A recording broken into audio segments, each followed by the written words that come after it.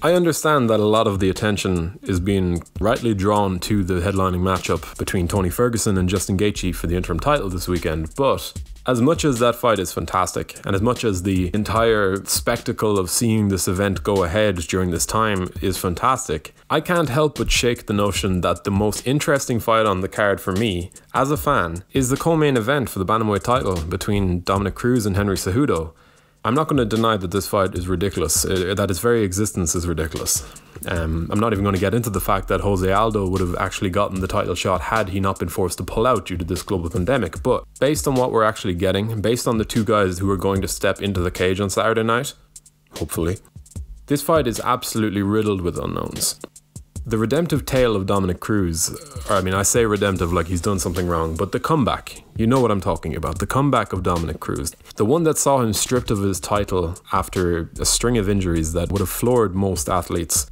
For him to come back against Takeya Mizugaki, to blast through him without having any sort of reputation as a finisher, to come back with that sort of intent, be out for another year due to injury, fight TJ Dillashaw for the title, when Dillashaw was on fire, when Dillashaw was boasting a style that in some ways was, at the very least, slightly similar to Cruz. For him to come back successfully and to do that, to show that type of mental will and perseverance, that has already been enough in my eyes to put him into a pantheon of greats that includes only the greatest sporting achievements that we've seen. And I don't necessarily mean that in terms of what he's actually done inside the cage, but I mean in terms of what we've seen an athlete overcome in terms of adversity. And yeah, he lost to Cody Garbrandt. He had a bad night, or Cody had a great night, whatever it was. I think that fight in itself, that was a gym's career's worth of information that was compiled into this perfect vessel. And I think Cody Garbrandt is a very good fighter, but Cody Garbrandt did not look like Cody Garbrandt that night. He was perfectly drilled after watching Cruz for years, watching his teammates.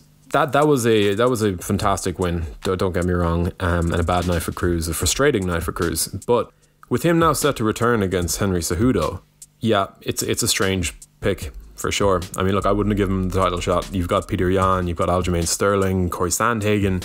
Look, I mean, you know, it's let's not beat around the bush here. It's stupid. It's silly.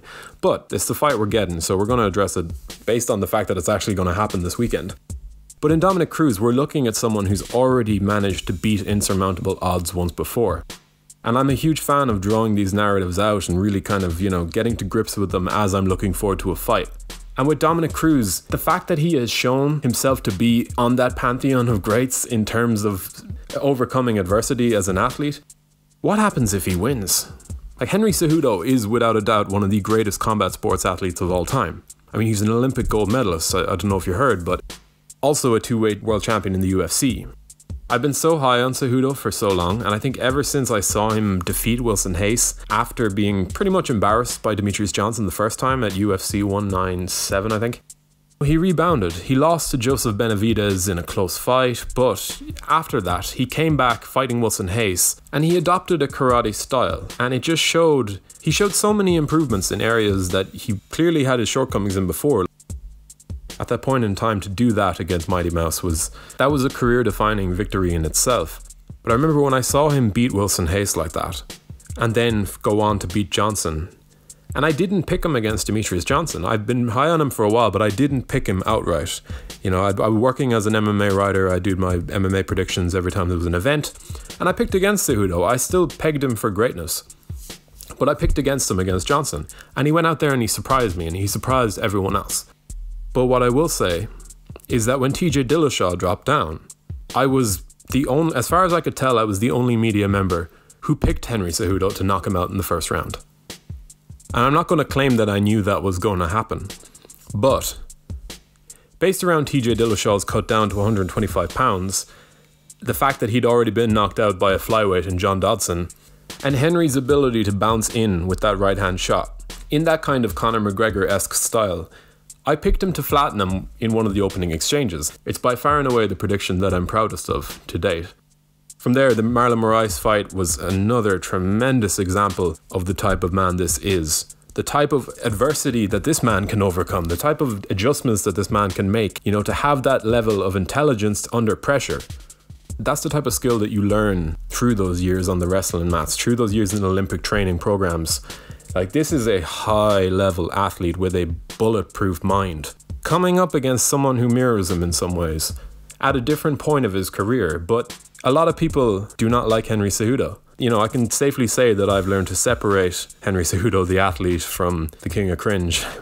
When I look at that co-main event, what we have here is a matchup of two guys who are just on another level as far as mental toughness is concerned. Like, you look at Dominick Cruz, like, what I've always tried to do with MMA is to kind of understand the narratives as they're in flow, I suppose. And with this one, you have two trajectories that are pretty much both on the cusp of something completely different, completely unique. You know, Cejudo, by establishing himself as a bantamweight champion with a defense over the greatest bantamweight of all time, that's a huge step for him. That opens a lot of doors for him. He's already achieved greatness so many times. This is his era. This is the Henry Cejudo era. This is his time at the peak of the sport. The question now is what he can do at that time, but beating Cruz would serve as a feather in his cap that, you know, no one could really deny, depending on how Cruz looks, of course. But with Dominick Cruz set to come back, could it be argued that this would be an even better achievement for him, an even better comeback? Look, he'd been injured all this time again. I mean, it wasn't exactly as unheard of, but for him to do it twice over a guy who's easily one of the top 4 pound-for-pound fighters in the world, I don't think anyone would disagree with that. I mean, what are we talking about then? Like, that's what's compelling me. And I love Ferguson, Gaethje, and I love Ngannou versus Rosenstruck. And don't get me wrong, I think the card is fantastic. But when that co-main event comes around, I'm honestly going to be in bits. Like, I don't know which way I want it to go. I have a lot of personal investment in Henry Cejudo because I've followed him for so long and I've always been so certain of his greatness. And now that I'm watching him do it, this fight serves as a massive step in him solidifying his legacy. But in Dominick Cruz, we have one of my favorite fighters of all time who is just an inspiration in every sense of the word. He's just like, words cannot describe exactly what this man has been able to overcome in terms of a sporting athlete's career.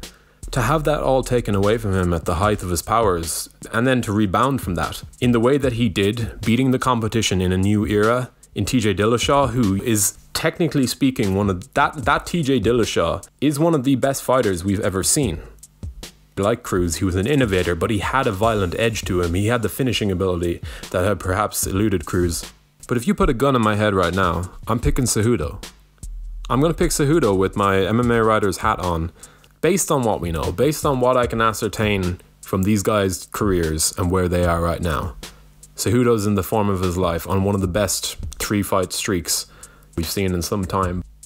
And Dominick Cruz should lose this fight. Let's come at it from the other angle. What do we have in Dominick Cruz? First of all, we have a guy who's already proven his ability to overcome the odds. And we can't understate that. I know that seems like an easy thing to say, and he is older. And the game has, of course, as it always does, moved on to a certain extent. This is a man who made his career on the back of beating wrestlers who were smaller than him. You know, he fought a lot of guys who were better suited to the flyweight division, like Henry Cejudo.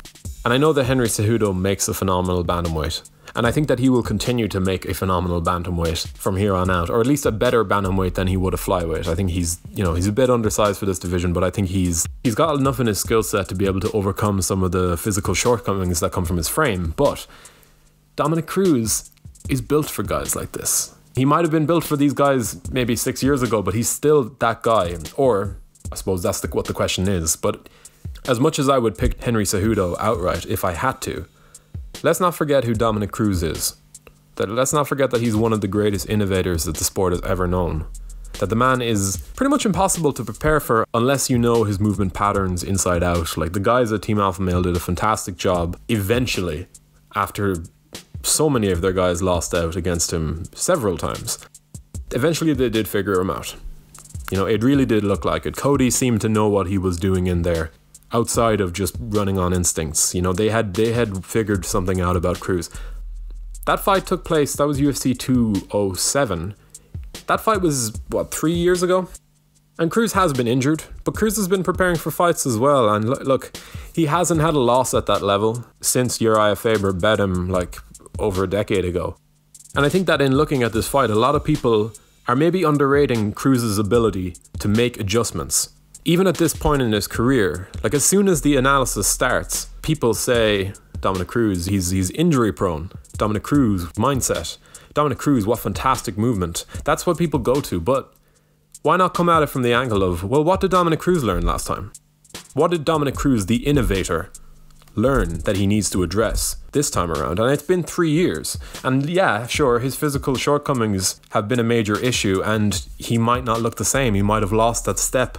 He might have lost that half an inch that gets him out of the way of a right hand. But let's not undersell the possibility that Dominick Cruz has made some good adjustments, has made some necessary adjustments, because if anyone has proven their ability to be the type of fighter who can overcome a problem, it's Dominick Cruz. So what we have here pretty much, just to summarize, is you're looking at one of the greatest combat sports athletes of all time in Henry Cejudo, 2-time UFC champion, 2-divisional UFC champion, Olympic gold medalist, right in the middle of a streak that is already legendary.